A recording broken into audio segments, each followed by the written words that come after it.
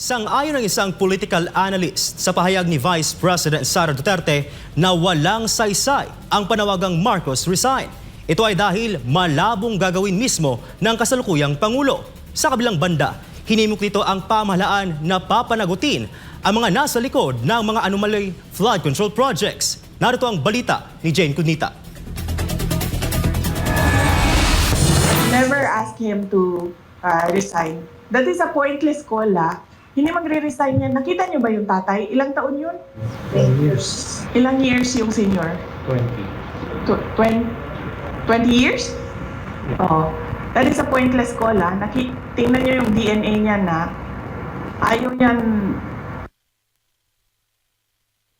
So, Marcos resign is a pointless call. Sang-ayon ang political analyst na si Professor Froilan Calilong sa pahayag ni Vice President Sara Duterte na walang saysay ang panawagang magbitiw sa pwesto si Pangulong Bongbong Marcos. Anya kung babalikan ang pamumuno ng kanyang amang si dating Presidenteng Ferdinand Marcos Sr. ay talaga namang pinatagal nito ang kanyang pwesto.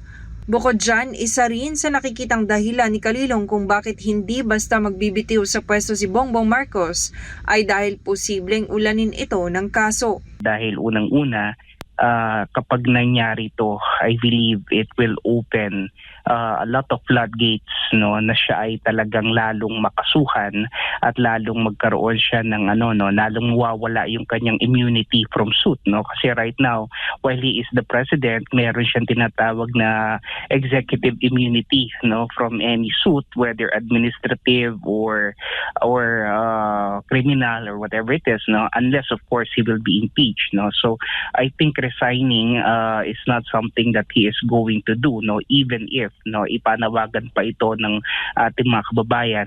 Kabilang din anya sa dahilan kung bakit hindi nito nakikitang lalakas ang panawagang Marcos resign ay dahil hati ang tingin dito ng ating mga kababayan.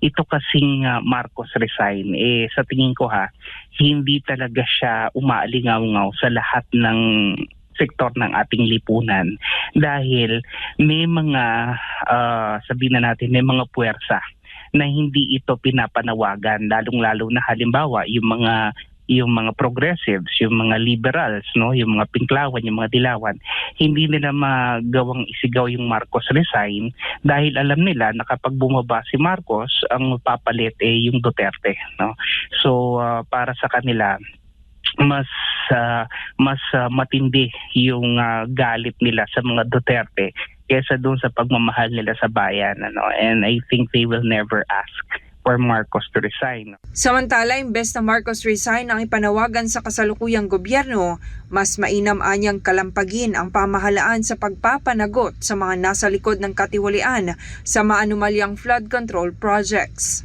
Para sa akin kasi, if it's not Marcos resign, at least, at the very least, mapakulong itong mga itong mga talagang mastermind nitong flood control scam na to, nitong fiasco na to.